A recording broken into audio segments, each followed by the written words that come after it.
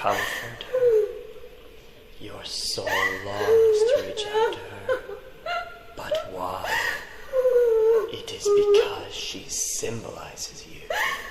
All of your pain, your sorrow, depression and fear, all of your hate, your jealousy, your longing for violence. She is the physical embodiment of your insanity. As a matter of fact, we all are. You cannot run from us. There is no nook, cranny, or hole in the earth in which you can hide from me, from her, or from any of us. We are your inner demons, and no human can ever escape from the evil that breeds inside of his mind. You are helpless to our power. You can only watch as we eat your sanity away.